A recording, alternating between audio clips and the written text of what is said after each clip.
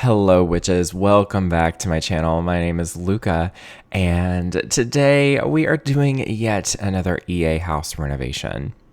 It's been a minute since I've made some content here on the channel, but I thought let's just step back in by doing something we know and love so well. But today I'm renovating a home in Sulani. This is just a starter home, and it is called Tangled Flat. We are here in just the beautiful, beautiful world of Sulani, one of my favorite worlds in The Sims 4. I was going to say, oh, this is me renovating one of my favorite starter homes in The Sims 4. I forgot that this is not my favorite starter home in Sulani because my favorite starter home in Sulani is actually this one over here. It's a very good home. This one, on the other hand, definitely is like so poorly executed. So I apologize if you hear my mouse a lot, but yeah. The exterior is very nice. I think it looks very fitting to the world. It's just really good, you know? It's not perfect, but it's good.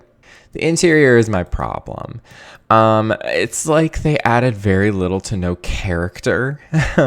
Obviously, it's a starter home, so it's meant to be that, but they didn't even have a couch. Like, look at this. There's no couch. There's no TV. There's no bookshelf. There's just a table with two chairs. A pretty nice, spacious kitchen. I'll give them that.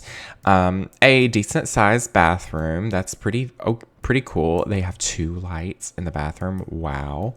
And then absolutely nothing but beds in the beds. Oh my gosh. My nemesis. That has my nemesis here. This is the worst light in the game. But yes, this is the house. Very straightforward. There's really not a whole lot going on, but why don't we go ahead and jump on into my renovation here. So jumping on into the speed build part of this video, I think I'll tell y'all just a little bit about the family that lives here now. The family that I created is a brother. I think his name is Jesse, and he has he's taking care of his younger teen brother and his little sister. I can't remember their names now. It's been a few days since I've made these Sims, but yeah, they're just living here. It's just a quick little family that I made. I thought it'd be kind of nice to have a family to go with this build. I think I'm actually going to be including this in my save file, actually, which is something that I'm going to be working on a little bit more soon. Don't worry, keep an eye out. I have some pretty serious Google Sheets spreadsheets kind of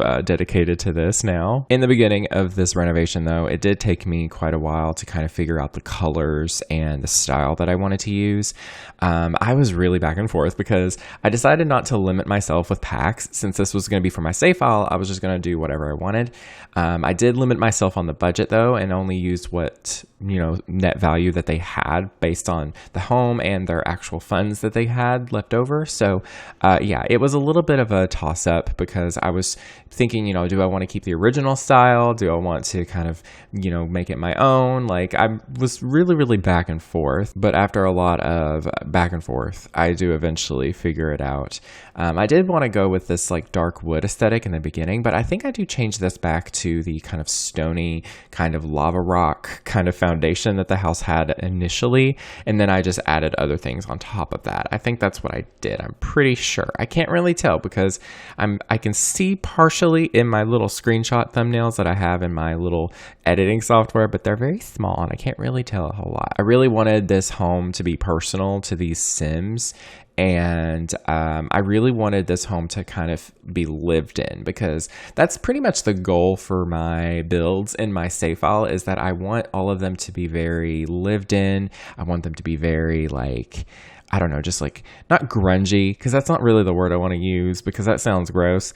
But like I want it to be very like lived in. I want it to have character. I want it to have life. I don't want it to just look like an empty, boring suburban home, like a soulless house that's been recreated like 20 times. I don't really want to do that. So I want to just make it different from what I normally see in the Sims. No, I'm not knocking anyone's builds. Don't worry. I think other people, when they build suburban homes, they do such an amazing job. But it's not for me. It's not my vibe. It's not my style. So I really want to just kind of hone in on this specific aesthetic that I can't quite describe in The Sims 4 that I love playing in myself. Yeah, I changed the outer walls to this kind of what are they called? Planks? That's the word, planks. Living next to the main road's great. Funnily enough, me and my boyfriend moved around our office yesterday, which, it was very, very nice to do that because it's been a minute since we've done that, and it's nice. For me, at least, I like changing up my space because it just does something for me. I don't know. Maybe it's dopamine. I don't know. But it just changes up the vibe in here, and it's a nice refresh. Anyways, like I was saying, so with my save file, I have got pretty serious about it. I tried using Notion to start planning out my save file, but I kind of got overwhelmed with Notion because it's a whole new program that I'm so not comfortable with using yet. So I might use that in the future, but I'm currently using Google Sheets, which I already use spreadsheets for my content calendar, my to-do lists, like just everything in general. But I've been wanting to plan out this project of making a save file in The Sims 4 for a very long time, and I just never really sat down and planned it out. I just kind of was like, oh, I'm just going to kind of pick a world and go with it. And it did work in the beginning because I have completed Moonwood Mill. I'm kind of overwhelmed. So I decided to create a spreadsheet document and then have different sheets within that document be each like a different world in The Sims 4. And I'm starting to plan them out from the beginning. I know y'all don't hear the traffic. I know, but I hear it.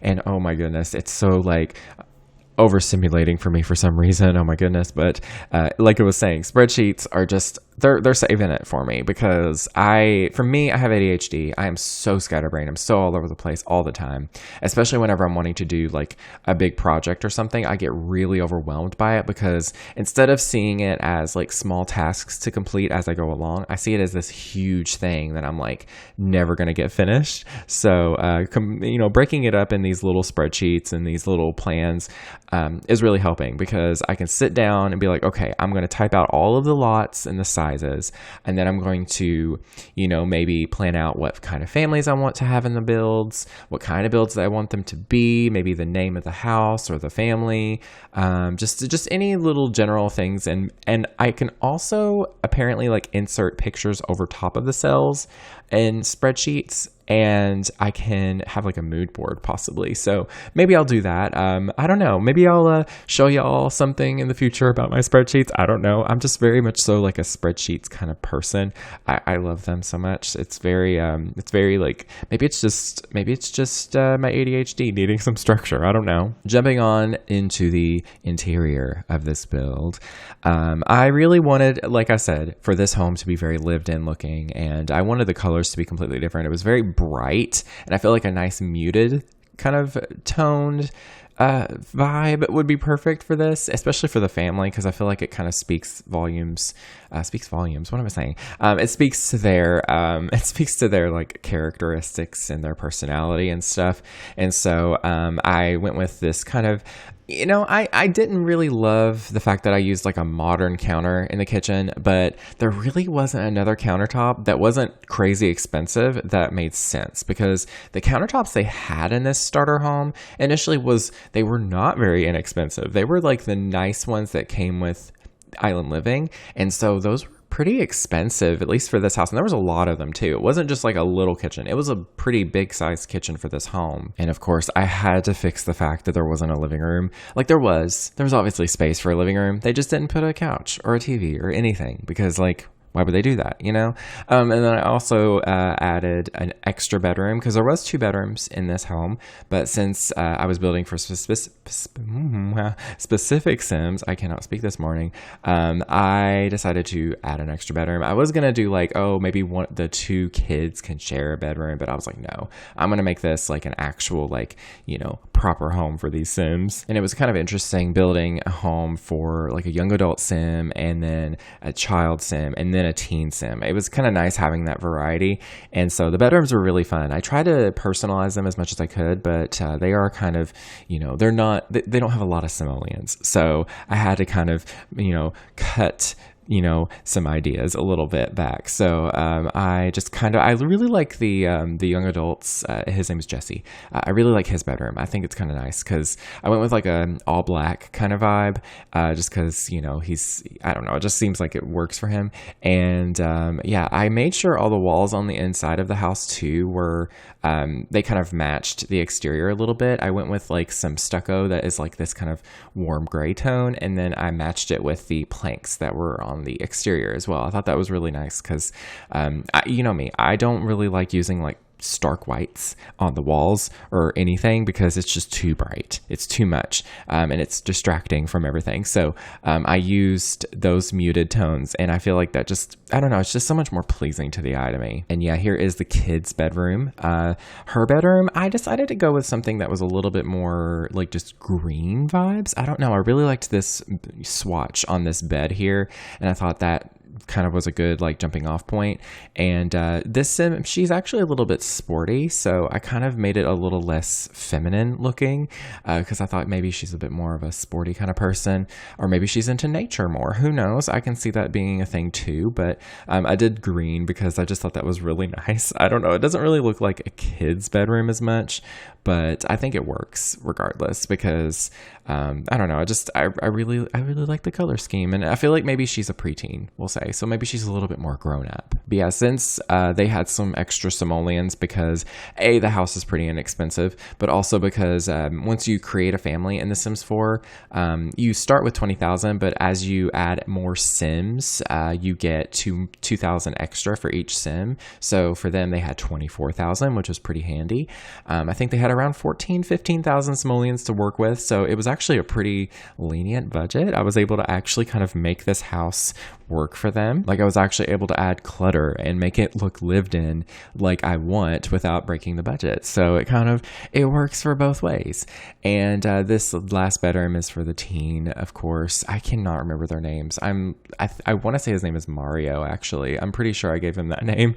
I just randomize the names for the most part whenever I make Sims until one just seems to fit the Sim right, because I can't come up with names for the life of me. I can't. I don't know what it is.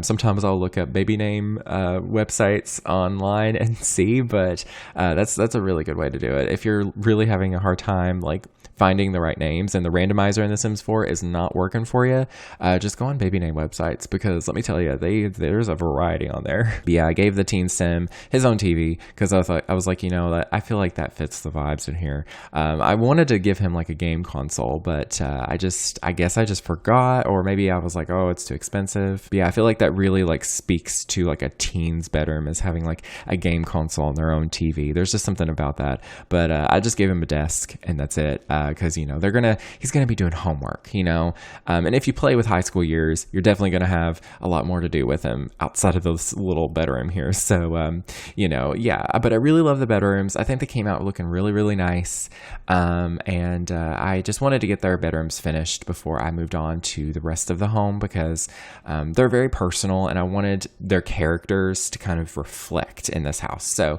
but yeah, I made the bathroom a little bit smaller because you really don't need a big bathroom in any of these kinds of homes. A 2x3 tiled bathroom is really like all you need. It's literally just enough room for like everything you need for a bathroom. So big tip. That's a really big tip for any tiny home builders or just smaller house builders. If you're wanting to have a bathroom that's functional, a 2x3 tiled bathroom is perfect. But you can also make that like 5 tiled, if that makes sense, where it's like it's 2x3, but you take like one section out, so it's like 5 tiles altogether, if you know what I mean. Yeah, that's also pretty functional too. I also decided that in the living room, I was gonna put the TV on this bookshelf. I haven't done this before, but I was actually watching YouTube, I think, while recording this, and it was a YouTuber that I watch. Her name is Paige Wassel, and she does a lot of like talking about like interiors, what you should do, what you shouldn't do, and stuff.